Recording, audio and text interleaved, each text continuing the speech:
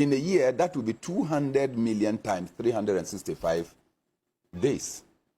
Do you know how much money the telecos collect from us? What's the point with this? How much of that money is with you? How much of that money? At the end of the financial year. At the end of the financial year. So MTN will just carry a bag and take their share of money. Let's be mindful of their names. Why? They are the providers in the system.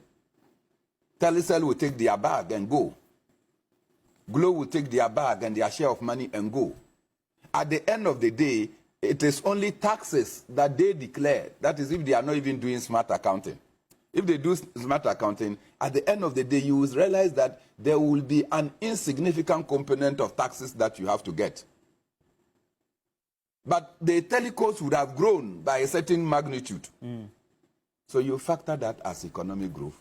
And we find same in the oil sector as well. Every Mining. sector. I just cited the telecos. You go to the extractive sector, bo. So when you have our ministers coming to use gross domestic product as an indicator of how well our economy is doing, Master, we are doomed. We are completely doomed, because this is the nomenclature that the Western and Bretton Woods institutions want you to use, because it serves their interests. They come here through bilateral and multilateral institutions, set up companies. They have deceived you. You have sold almost everything through third parties to them. You own nothing. Please, stop deceiving yourselves and thinking that you are deceiving the people of Ghana. We know that the nexus between GDP and economic development is at variance. And that is how come that when you tell us that the economy is growing, unemployment is increasing. How is that growth? You mean the correlation? Yes. When you tell us that economy is growing, you realize that you are not able to pay contractors. You are not able to pay nursing trainees. You are not able to pay teacher trainees. You are not able to pay your own created NAPCO. How is that economy? How is that? Actually, NAPCO, we spoke to them. How is that economy growing? 65,000 people who are owed. Yeah. So how is the economy growing?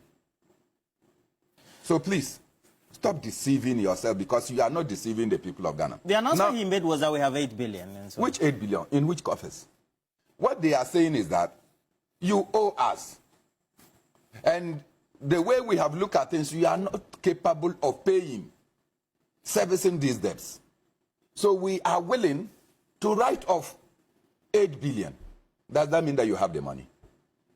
It's actually money you were supposed to pay, but you don't have the cash. If you had the money, you would have paid. You don't have it. It is your level of indebtedness. In fact, it indicates the level of uselessness of the state of your economy. That now people see that you are incapable of meeting your obligations to them.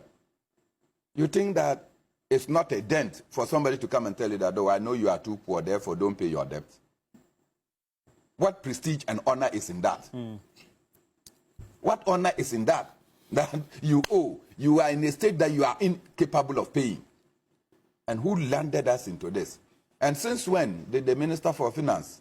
Does COVID Russia Ukraine as a... Since when did the Minister of Finance get to know that IMF is a panacea to the problems of our country? How do you mean?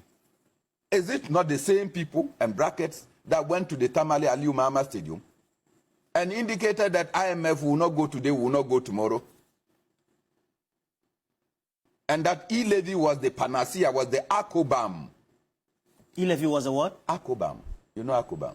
The ointment? The ointment. If your head is aching, Akobam. If your stomach is aching, Akobam. If your joint, Akobam. Akobam is the solution to all the ills of our nation. Were they not the people who told us that e-levy was going to solve our road infrastructural difficulties, was going to solve our residential facility difficulties, was going to solve our educational difficulties, was going to fix our agriculture? Which sector was e-levy not going to solve? Today, e-levy is in place. You are still at the IMF. Decency and prudence will tell you that the e-levy has failed. Scrap it. Professor Gachi, now what lies ahead for us? Well, so now that we've bought time, because while we